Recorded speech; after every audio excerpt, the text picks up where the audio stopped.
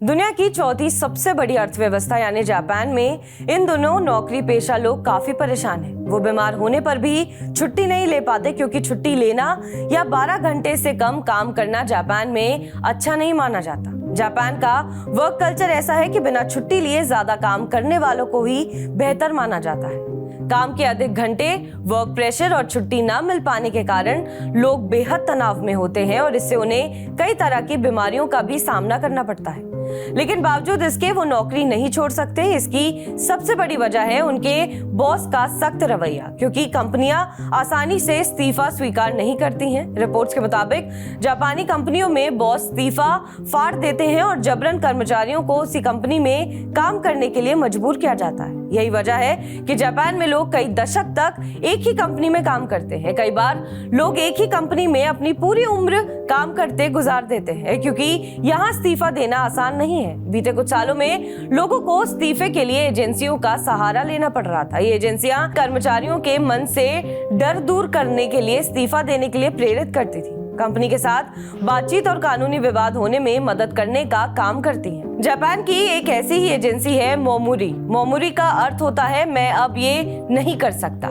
मोमोरी के operation manager COC कावामाता ने media से बातचीत में बताया है कि पिछले साल उनकी कंपनी को इस्तीफा दिलाने के लिए 11,000 क्वेरी मिली। मोमोरी बेहद कम फीस पर अपने ग्राहकों को नौकरी से छुटकारा दिलाने का वादा करती है। मीडिया रिपोर्ट्स के मुताबिक ये कंपनी महज $150 यानी करीब 12,500 रुपए में अपने ग्राहकों को इस्तीफा देने और कानूनी विवाद होने पर वकीलों की सिफारिश दिलाती है।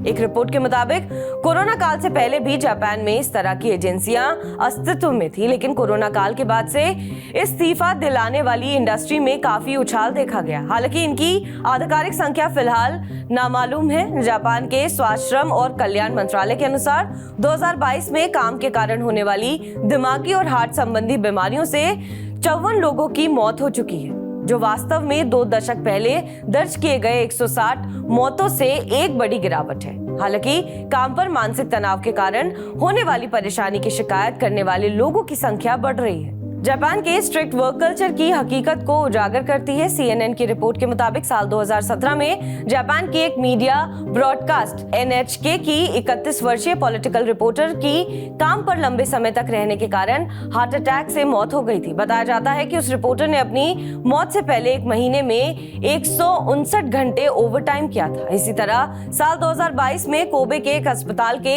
26 वर्षीय डॉक्टर ने एक महीने में 200 घंटे से अधिक ओवरटाइम करने के बाद सुसाइड कर लिया था। जापान सरकार देश में गिरते जन्म दर की वजह से काफी परेशान है। जापान में गिरते जन्म दर के पीछे भी सबसे बड़ी वजह मानी जाती है काम को लेकर तनाव। यही वजह है कि जापान की सरकार ने एक पहल शुरू की है। जापान की सरकार ने बड़ा बदलाव करते हुए 4 डे वर्क वीक की शुरुआत की है, यानी एक सप्ताह में 4 दिन काम और 3 दिन छुट्टी। हालांकि इस पहल की शुरुआत 2021 से ही कर दी गई थी, लेकिन वर्तमान में महज 8% कंपनियां ही 4 डे वर्क वीक का फॉर्मूला अपना रही हैं। बहरहाल इस खबर पर आपका क्या कुछ कहना है, हमें कमेंट करके जरूर बताएं। बाकी देश विदेश की तमाम बड़ी खबरों के लिए आप देखते रहें TV9 डिजिटल।